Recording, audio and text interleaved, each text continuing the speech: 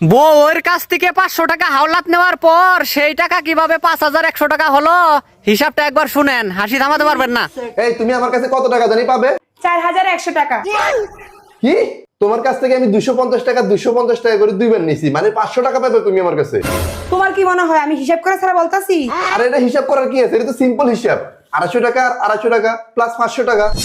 আমি তোমার মতো মুখে হিসাব করে বলতাছি না, আমি কাগজে কলমে হিসাব করে তারপরে বলতেছি। দেখি তুমি কেমন হিসাব করছো, আসো তো দেখি। ঠিক আছে আসো। তোমার মুখের হিসাব চলে না, কাগজে কলমের হিসাব হচ্ছে আসল হিসাব। দেখি তো করো, হ্যাঁ, আমি দেখবো এখন। ধরো। ধরলাম।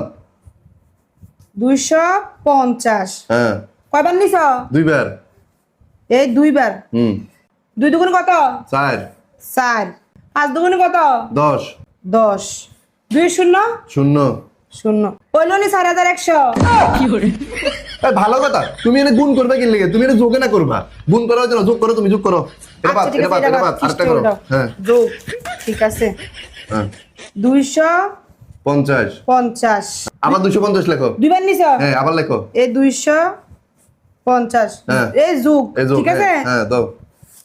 2 এ 2 কত? 4 4। 5 এ 5 কত? 10 10। 0 0 কত? 0 শূন্য। হইল নি 4100। আমার হিসাব শিখাইতে আইও না।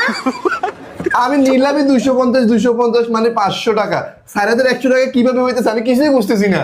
আরে মদন, তোমার মুখের হিসাবে তো হইতো না, কাগজে কলমে তোমার হিসাব করে দিতেছি, গুণ করে দিলাম, যোগ করে দিলাম, তারপরেও তুমি বুঝতেছো না কি লেগা। টাকা দাও, টাকা দাও, কত কম করে টাকা দাও।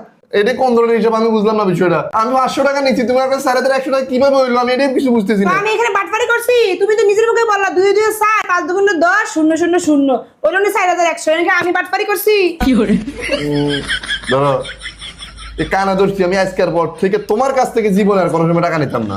হ্যাঁ যাও যাও, হিসাব শিখে তারপর আইও।